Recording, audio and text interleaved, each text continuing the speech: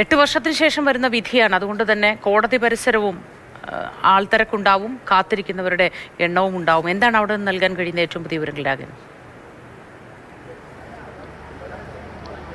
Moti, good morning. Moti സൂചിപ്പിച്ചതുപോലെ തന്നെയാണ് ഇവിടെ ഒരു വലിയ സുരക്ഷാ മേഖലയായി തന്നെ പ്രഖ്യാപിച്ചിട്ടുണ്ട്. കാരണം പോലീസ് ഉൾപ്പെടെയുള്ള സംവിധാനങ്ങൾ കൂടുതലായി എത്തും.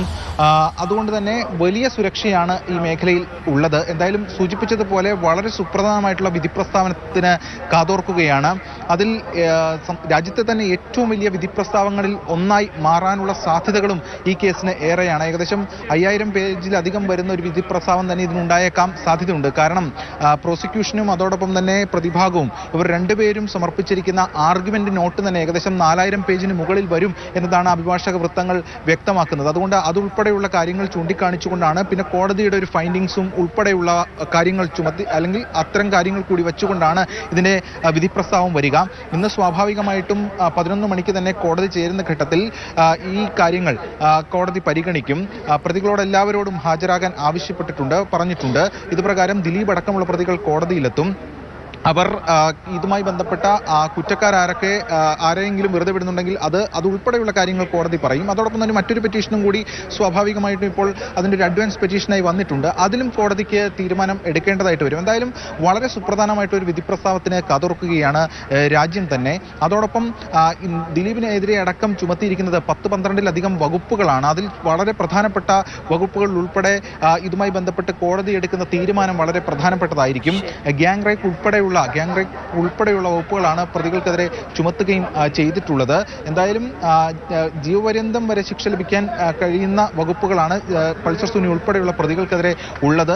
എന്തായാലും കോടതി എന്ത് തീരുമാനിക്കുമെന്നത് ഇനി നമുക്ക് കാത്തിരുന്ന് കാണാം. ഇതോടൊപ്പം കോടതി കുറ്റക്കാരാണെന്ന് കണ്ടെത്തുന്നത് ആരൊക്കെ അവരുടെ മേൽ ശിക്ഷയിന്മേലുള്ള വാദവും ഉണ്ടാകും. അതിനുശേഷമായിരിക്കും ശിക്ഷാവിധി പ്രഖ്യാപിക്കുക. അത് ഒരുപക്ഷെ ഇന്ന് തന്നെ ഉണ്ടാകണമെന്നുമില്ല.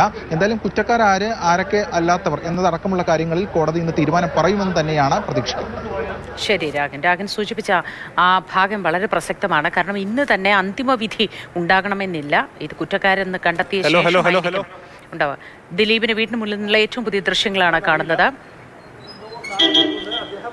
ദിലീപ് ആലുവയിലെ വീട്ടിലുണ്ട് എന്നാണ് മനസ്സിലാക്കുന്നത്. പുറത്തേക്കൊരു വാഹനം ഇറങ്ങുന്നു, ആ ദൃശ്യങ്ങൾ കാണാം. നേരത്തെ വിഷ്ണു സൂചിപ്പിച്ചതുപോലെ 1 മണിക്കൂറോളം യാത്രയുണ്ട് എറണാകുളം മഹാരാജാസ് കോളേജിന് സമീപത്തുള്ള പ്രിൻസിപ്പൽ സെഷൻസ് കോടതിയിലേക്ക്. വിഷ്ണു, ആരായിരുന്നു വാഹനത്തിലുണ്ടായിരുന്നത്? ദിലീപായിരുന്നോ? മോത്തി, ദിലീപിന്റെ വീടിന് മുന്നിൽ ഇന്ന് രാവിലെ നമ്മൾ എത്തുമ്പോൾ മുതൽ ഒരു ഇന്നോവ വാഹനം ഇവിടെ പാർക്ക് ചെയ്തിരുന്നു. ആ വാഹനമാണ് ഇപ്പോൾ പുറത്തോട്ട് പോയത്. അതിന്റെ ഡ്രൈവർ മാത്രമാണ് ഉണ്ടായത്. ദിലീപ് ആ വാഹനത്തിൽ ഉണ്ടായിരുന്നില്ല. ഏതായാലും ദിലീപിന്റെ ഇന്ന് രാവിലെ എത്തുമ്പോൾ മുതൽ ഇവിടെ കിടന്നിരുന്ന ഒരു ഇന്നോവ, വൈറ്റ് ഇന്നോവ നിറത്തിലുള്ള വാഹനമാണ്. അത് ദിലീപിന്റെ വാഹനമാണ് എന്നുള്ളതാണ് മനസ്സിലാക്കുന്നത്. അതിന്റെ നമ്പർ പ്ലേറ്റ് അടക്കമുള്ളത് നോക്കുമ്പോൾ നമുക്ക് മനസ്സിലാകുന്നത് ദിലീപിന്റെ വാഹനമാണെന്നുള്ളതാണ്. പക്ഷേ ദിലീപ് ആ വാഹനത്തിൽ ഉണ്ടായിരുന്നില്ല. ഇന്നലെ രാത്രിയോടുകൂടി ദിലീപ് ഇവിടെ എത്തിയെന്നുള്ള വിവരമാണ് നമുക്കിപ്പോൾ വരുമ്പോൾ ലഭിക്കുന്നത്. പക്ഷേ നമുക്കറിയാം ഇപ്പോൾ സമയം 7:30 ആകുന്നതേ ഉള്ളൂ.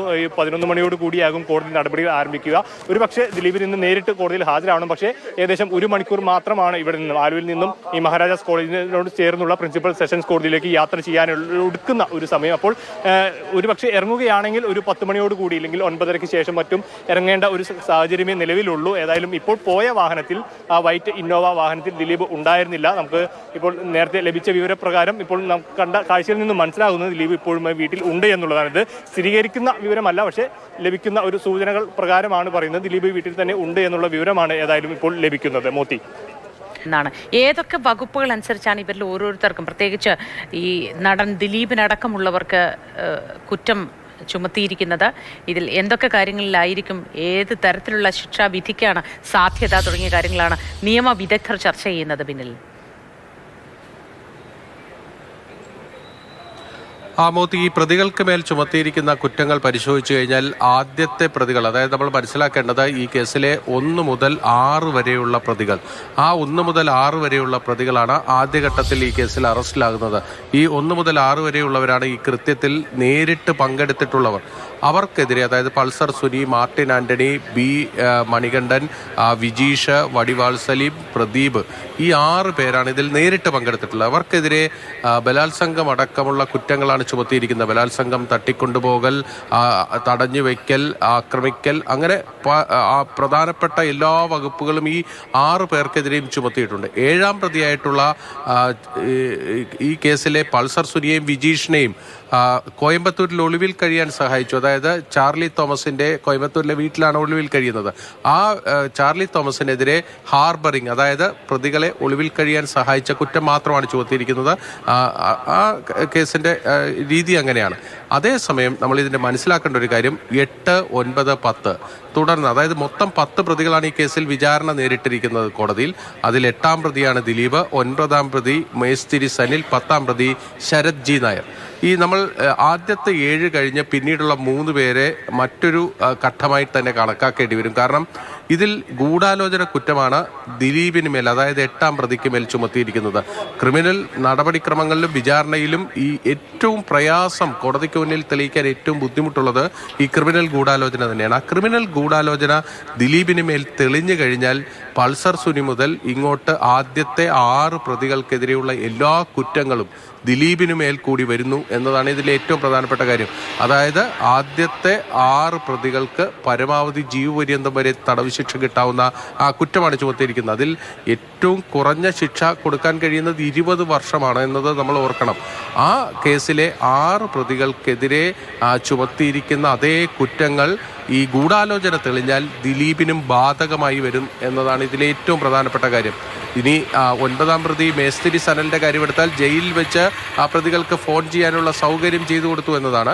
ശരത് ജി നായർ എന്ന ദിലീപിന്റെ ഏറ്റവും അടുത്ത സുഹൃത്തിനെതിരെ ചുമത്തിയിരിക്കുന്നത് തെളിവ് നശിപ്പിക്കൽ കുറ്റമാണ്. ഈ ശരത് ജി നായർ ആരാണ് എന്ന് ചോദിച്ചാൽ ആലുവയിലെ ഒരു പ്രധാനപ്പെട്ട ഒരു വ്യവസായിയാണ്. ഹോട്ടൽ, ട്രാവൽസ് ഒക്കെ നടത്തുന്നയാളാണ്. നമ്മൾ ഈ ദിലീപിനെ അറസ്റ്റ് ചെയ്ത് കൊണ്ടുവരുന്ന ആ ദൃശ്യങ്ങൾ നോക്കുമ്പോൾ നിങ്ങൾക്ക് എല്ലാവർക്കും കാണാം ശരത്തിനെ. കാരണം ആ വെള്ള സ്കോർപിയോ കാറിൽ നമ്മൾ നോക്കുമ്പോൾ അതിൻ്റെ മുന്നിലിരിക്കുന്നത് അന്നത്തെ ആലുവ റൂറൽ SP AV ജോർജാണ്. പിന്നിലിരിക്കുന്ന 2ാമത്തെ നിരയിലാണ് ദിലീപും ഇപ്പോഴത്തെ തിരുവനന്തപുരം റൂറൽ SP ആയിട്ടുള്ള S സുദർശനുള്ളത്. അതിൻ്റെ പിന്നിൽ ഈ കേസിന്റെ അന്വേഷണ ഉദ്യോഗസ്ഥനായ DYSP ബൈജു പൗലോസിനൊപ്പം ഇരിക്കുന്നയാളാണ് ഈ ശരത് ജി നായർ. അതായത് ഈ ദിലീപിനെ അന്ന് 2017 ജൂലൈ 10 അറസ്റ്റ് ചെയ്യുന്ന ഘട്ടത്തിൽ ദിലീപിനൊപ്പം ഉണ്ടായിരുന്ന ദിലീപിന്റെ ഏറ്റവും അടുത്ത സുഹൃത്താണ് ശരത് ജി നായർ. ഇവർ തമ്മിൽ അറിയാതെ ഒരു കാര്യവും നടക്കില്ല എന്നതാണ് പ്രോസിക്യൂഷനും പോലീസും ഒക്കെ തന്നെ പറയുന്നത്. അങ്ങനെ ശരത്തിനെതിരെ ചുമത്തിയിരിക്കുന്നത് തെളിവ് നശിപ്പിക്കൽ കുറ്റമാണ്. ഇനി നമ്മൾ ശ്രദ്ധിക്കേണ്ട ഒരു കാര്യം എന്നത് ഈ ദിലീപിനെതിരായ കുറ്റം തെളിഞ്ഞില്ല എങ്കിൽ ദിലീപ് മാത്രമല്ല ഈ കേസിൽ നിന്ന് പുറത്തേക്ക് വരുന്നത് ശരത്തും കൂടിയായിരിക്കും. കാരണം അതാണ് അതിന്റെ ഒരു കണക്ഷൻ എന്ന് പറയുന്നത്. 8ാം പ്രതിക്ക് പൾസർ പോവും, ആര് പുറത്തേക്ക് വരും എന്നതിന് ഇനി അറിയാൻ മണിക്കൂറുകൾ മാത്രമാണ് ബാക്കി. കോടതി നടപടികൾ ആരംഭിക്കുന്നത് 11 മണിയോടുകൂടിയായിരിക്കും. സമഗ്ര കവറേജുമായി മാതൃഭൂമി ന്യൂസ് ഒപ്പമുണ്ട്.